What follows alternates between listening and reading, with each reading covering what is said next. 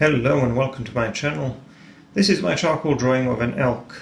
In this one I made some important decisions regarding the composition. We're going to talk about that a little bit.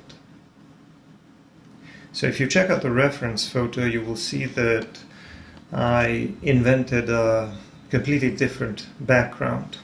I wanted to have something like a mountain or a mountain slope in the background, but the main purpose of that mountain was to create contrast with some of the lighter parts of the elk's body. The only thing that I needed to decide was how much of the background will be covered or will be taken up by that mountain. I decided to have these horns or antlers stand out against the white of the paper. So I decided not to draw the mountain behind them because I wanted those shapes to be darker than the background. Now, as for the mountain, I decided to start somewhere around the height of the elk's head and kind of create a gradual slope which will be a little bit higher up to the right. But as you will see, I made some changes along the way. So I did all of this with a piece of vine charcoal because I wanted to be able to blend easily. And at the top I made some small shapes that looked like treetops, like tops of some coniferous trees in the distance. So I wanted it to look like a wooded mountain slope. And once I laid down those marks with a piece of vine charcoal, I started blending with a brush. I blended around the shape or around the sketch of the elk's body, and I tried not to use too much pressure. At one point I decided to modify the shape of the mountain slope to the left and decided to raise that part a little bit more. And basically I did the same thing. I drew some small shapes of trees at the top and then I blended them or blurred them a little bit because these tiny shapes are not that important to me. They are a part of the background. They're just some suggestions of the shapes that you will see in the distance. We'll mostly be focusing on the main subject, of course. Now, another thing that I wanted to do with the background was to create some kind of an effect, like we can see the elk's breath and a little bit of mist or fog in the distance. And of course I will create that effect by erasing, but I'll get to that later. So first I erased some of the smaller shapes in the nose and the mouth area, and then I started working with a charcoal pencil. For this I used a sharp medium grade charcoal pencil, and the charcoal pencils I'm using here are Master woodless charcoal pencils. I'm going to use two grades, medium and soft. In addition to these, I'm also going to use the Kohinoor black pencil for some of the smaller shapes where I need a little bit more precision and where I need cleaner marks. That'll mostly be the case with the antlers because these are thinner, smaller shapes where it's a little bit more difficult to draw these clean lines with a charcoal pencil. What a charcoal pencil does really well, however, is shade large areas or even smaller areas, creating a lot of nice texture. What I mean by texture is a combination of these tiny white or rather light and dark shapes that appear once you apply the charcoal pencil onto a paper that has any kind of tooth. And by the way, the paper I'm using is a Fabriano sketching paper. That's the paper I've used in all of the drawings of this wildlife series. And as I've already explained, even though it's a little bit thinner, I really like the tooth and how it works with a charcoal pencil. So I cleaned up the edges around the mouth. The mouth is half open because the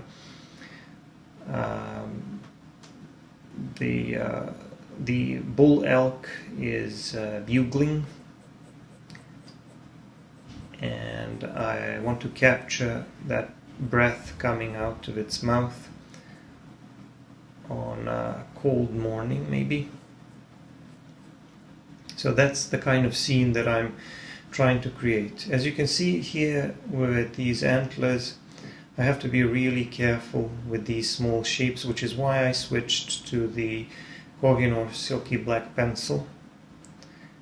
For those of you who don't know about these pencils, who are not familiar with these materials, the Kohinoor black pencils are very similar to black colored pencils, but they're some kind of a composite.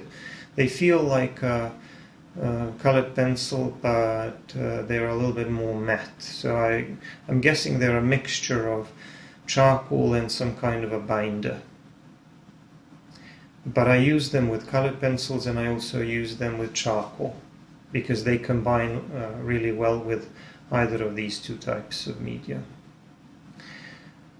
And as you can see, I am doing some work on the head, refining the anatomy of the head a little bit, adding some smaller details, as well as cleaning up the edges around the antlers and the head, because I need clean edges so that these shapes would stand out against the background. So as I've already explained, I could have drawn a slightly different shape of the mountain, but I wanted it this way. And here I'm drawing that breath, and you can see that the technique that I'm using here is I'm lifting up the charcoal with a brush. When you clean a brush, and I'm constantly cleaning it or wiping it, it can lift up a little bit of this vine charcoal, because vine charcoal is easy to remove. It doesn't really stick to the paper. So this technique is very similar to the lifting up technique in watercolor. When I want to lift up even more, I can use a kneaded eraser to make some lighter marks. But for the most part, I'm content to use this brush and lift up a little bit of charcoal at a time. And you can see that I'm getting some very nice smoky or steamy effects, which is what I wanted. So I thought that this would be a nice touch, that it would integrate the elk a little bit better into the scene. And I'm pretty much just going to leave it like that, because I don't really need to make it any more detailed, and I don't really need to create a lot of contrast around it. So I'm moving on to the neck area here. As you can see, there is a lot of longer hair at the bottom of the neck, and there is also a nice shadow here behind the ear. That shadow is being cast by the antlers and the ear. A very nice shadow. Whenever you have these shadows, you should try to capture them, because they do so much to make your main subject look more three-dimensional. So here I'm continuing to work on the antlers, and I'm making sure that I have clean edges, nice clean shapes, which will stand out against the background. And just doing a little bit more work on the neck, because there is some longer fur here, as well as some folds in that fur. You will always have some folds in the fur wherever the body, or that part of the body, bends. So there will be folds in the skin, and therefore folds in the fur. So I even did a little bit of work with an eraser there, and then I'm just continuing to work on the antlers, because obviously they are one of the most complex shapes in this scene. These ones to the right are a little bit darker, so they're kind of facing away from the light source, I suppose. I don't really know how else to explain it, but they appear a little bit darker, so I'm going to make them darker and create that contrast. And later, once I start drawing the body, there will also be an interesting detail where these horns will be casting a shadow onto the body. So another nice shadow that I will try to capture in order to make everything look more three-dimensional, give it a little bit more depth. Here in this part I'm doing a little bit more work on this mountain slope to the right, and I gotta make sure that I have enough value in that area, and also that the antlers stand out against that background, that there is contrast and a clean edge to value between them and the background. So you can see that I'm fading the edges because this is still a vignette like all of the other drawings in this series. And here is this shadow that I talked about at the top of the back there. And now I'm in this phase, before I start working on the appearance of that short fur covering most of the middle part of the body, I'm first going to put in those darker, larger shadow areas, which are mostly here at the bottom, around the belly area and between the legs. Those are the parts of the body which are hidden away from the light source, so there's going to be more shadow there. And later I will add some lighter fur here at the top, or some shorter fur rather, but the fur is also lighter in this middle part of the body. The head and the neck appears to be covered with a fur of slightly darker color. But for this lighter, shorter fur, I'm using a sharp medium charcoal pencil. I'm just barely touching the surface of the paper. What that does, it produces a very light, fine texture, as you can see, and that texture looks like really short fur. I'm also going to add this nice shadow here going across that upper back area. I'm going to blend it a little bit, and there it is. So that's a shadow that's coming from those antlers, and whenever you introduce a nice shadow like that, it makes everything look more three-dimensional, I think. Just cleaning up some smaller details, and then I'm just going to continue to work on the rest of the body. First I'm going to put in some darker shadow areas on the legs to kind of establish that larger contrast between those larger shadow areas and the lighter areas. As you can see, obviously, the upper part of the body is mostly the lighter side because it's facing up towards the light source. The lower part of the body, or the part of the body which is facing down, is mostly in the shadow, so that's the shadow side of the body, I suppose. Also, the legs are largely facing away from the light source, so I'm going to make them darker. And I'm using a combination of charcoal pencil and that silky black pencil here and there, because occasionally I can't really get a very clean line or a very clean shape if I just use charcoal pencils, which tend to be crumblier and softer, and sometimes they don't really produce such fine, clean lines as the black pencil does, or at least they don't when they're not super sharp, and I can't really be bothered to keep them super sharp at all times. Anyway, I shaded the rest of the background. I'm going to blend it with a brush. Naturally, I shaded it with a piece of vine charcoal, and now I'm doing a little bit more work on this middle part of the body.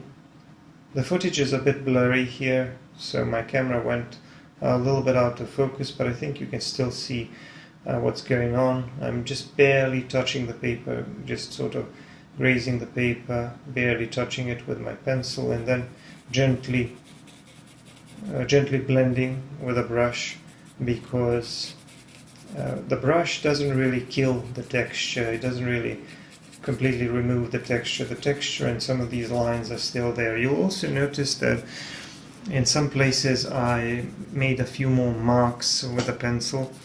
That's to indicate some of the smaller shapes within those larger shapes, like for example around the rib cage and the abdominal muscles and things like that.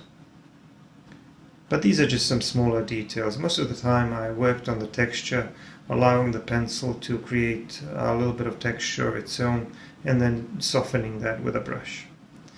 Now, another effect that I'm going to create is I'm going to try to make this look like it's a foggy morning with some, I don't know, with some fog or mist in the distance at the foot of that mountain. So I'm going to use the same technique with a brush. I'm going to be lifting up a little bit of charcoal at the time. All I do is simply wipe the brush and then allow it to, with a clean brush, I allow it to lift up a little bit of charcoal. Sometimes when I feel like I'm not getting what I want, I can dab on the paper a little bit with a kneaded eraser, and that will definitely lift up more charcoal. But most of the time, as you can see, with a clean brush I can produce some lighter shapes. But these are very subtle differences in value, which is why I like this technique. It can be used for those transparent, smoky effects because it lifts up only a little bit of charcoal at a time. And like I said, it's very similar to the lifting up technique if you've ever worked in watercolor. And I don't really know that much about watercolor, but I am familiar with some of the techniques. And like I said, because the vine charcoal and willow charcoal is so easily manipulated, you can actually create some painterly effects with them. Anyway, I'm drawing some grass here at the bottom. I'm just going to draw some suggestions of grass, just dragging my vine charcoal stick a little bit and then softening that with a brush. I don't really need it to look super detailed. I'm not going to try to draw every single blade of grass. I'm just going to try to make some suggestions of some lighter blades of grass sticking out against that darker background. So sometimes, even when you're drawing realistic drawings, less is more. Not just because you're lazy and you want to get it done quicker, but because sometimes it just looks better. Because sometimes when you overdo it, it can be distracting and it can just end up looking ugly. But sometimes when you just try to simplify and approximate, you can end up with some very good looking results. So I did a little bit of dabbing with a clean paper towel, and then I'm just going to pull a few marks, lighter marks with a pencil eraser, like some taller blades of grass. I'm not going to draw like hundreds of them, just a few of them here and there sticking out against that darker background, and then softening that again with a paper towel. And this, I think, is starting to look like a very nice scene. I think that this is probably one of the best drawings I've done in this series. The buffalo one was also very good because of its simplicity, I think. But anyway, I'm finishing the rest of the background here by drawing some suggestions of treetops which are sticking out of that mist or fog. And the reason why I'm doing this is because I want to break up the straight line of my vignette. I want to make it look more irregular. And I'm going to do a little bit more of that here in the middle. But these are just some finishing touches on the background. Now, I'm going to soften that a little bit with a brush, but I think I'm mostly done. As for the signature, I'm going to put that on the left side here. So this is the finished drawing. I hope you like the drawing. I hope you enjoy the drawing process. I hope you like some of the decisions I made with the composition. Now, if you want to see a much longer version of this drawing process, if you want to see the full-length version of this video, you should check out my Patreon. Anyway, thanks for watching. Let me know what you think in the comments, and don't forget to check out my other videos. Bye bye.